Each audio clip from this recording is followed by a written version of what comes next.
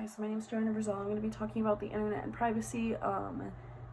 I filmed a whole nother video on this, so it's going to be two completely different videos that are uploaded together, and you guys are probably going to be a little like, whoa, what happened? But please just bear with me because my other video is not loading and I don't know what else to do here. But we're going to be talking about the internet and privacy. So what is privacy?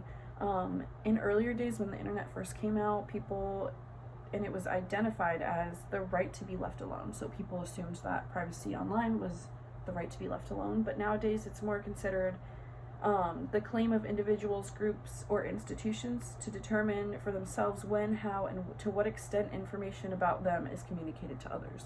So it's up to you, up to me, what I share, what you share, and what we share is breaching our privacy. Is online privacy even a thing? Well, TAG states that it is misleading to assume that there's a clear boundary that ever existed offline between what is public and what is private. However, the novelty of sharing practices on social media has created a general perception that a boundary is being eroded. So what he means by this is there was never a boundary between what's public and what's private. So you can set your account for public online, but at the end of the day, it's not really genuinely public. I mean, private, whatever. Now we're going to talk about the private policy in terms of service. These are the most important points of my whole finding, my research. So average adult reading speed is like 250 to 280 words per minute, and the private policy should have taken 29 to 32 minutes, but everybody's average reading time was 72 seconds. And the terms of service should have taken 15 to 17 minutes to read, and on average it was done in 51 seconds. So this just means that people are clicking through and they're not really reading about what the company is going to be doing with your information. Everything comes at a cost, unfortunately, so just keep that in mind. But has anything changed in recent years? Like, are we doing anything different, or are they doing any, like, you know? But yes, teens are increasingly using or sharing personal information on social media sites, and that's a trend that is likely driven by the evolution of the platforms teens use, as well as changing the norms around sharing, which is true. We share everything. That's part of social media, whereas like when I first started, my mom and dad were like, oh, don't share with strangers, you know how it is, parents are like that.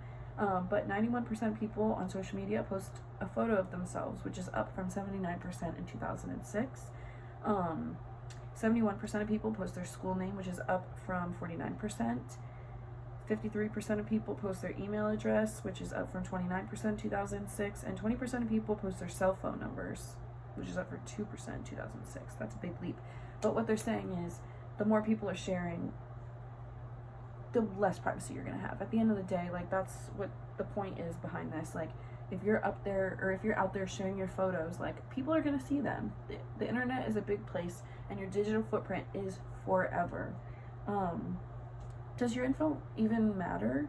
Dr. Fortin states that we cannot separate ourselves into online and offline lives. We are one person living in the real world, and we communicate in many ways, which is very true. You could have a social media account with a completely different name, a completely different picture, but you want to know something?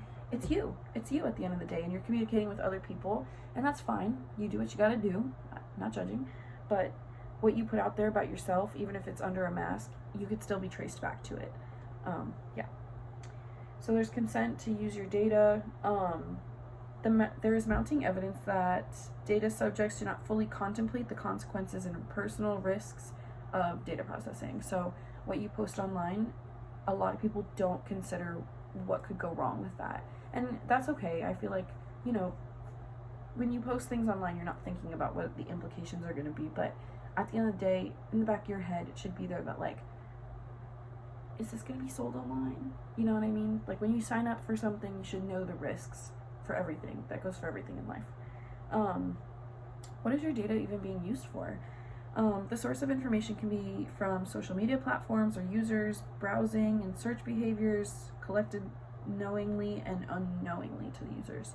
So on Instagram, if you just clicked right through that terms of service thing, they probably stated somewhere on that long thing that they were going to be selling your information to ads, which I understand. Everybody sells your information all over the world. Sorry, I'm back. Had some technical difficulties. But according to Dr. Fortin, about 50% of the world's population and 3.6 billion active social media users go globally use social media. That was a tongueful, but what this means is we're all being affected. If you sign up for social media, you're probably being affected. Your personal information is going to get out, if subject to what you share online, your birthday, your pictures, anything personal. What I found is that most social media users are unaware of the dangers of spreading their information online. And this is an issue because more and more people are blaming social media companies, but in reality, we see these issues through direct users.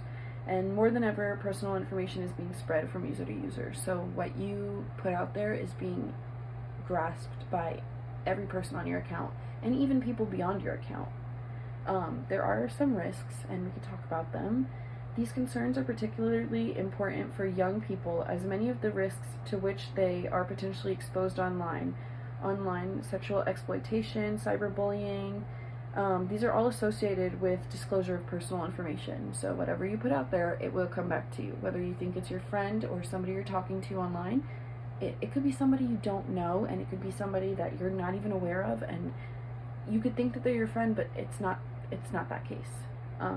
And there's a lot of ways that hackers and even companies are using things to breach into your privacy.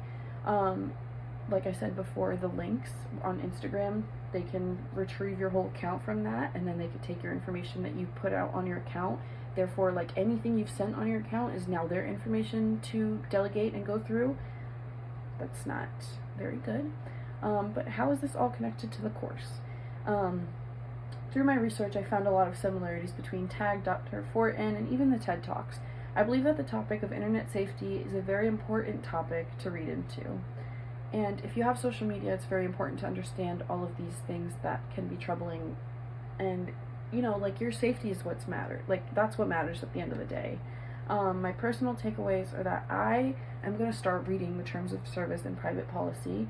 I think that that's really important too, because, like, I never did read them, and I think I should start. And that is all that I have for today. But the one thing I want you to take away from this whole presentation is that your digital footprint is forever, and what you put online can never be gotten back, and what you put out there can never be taken back.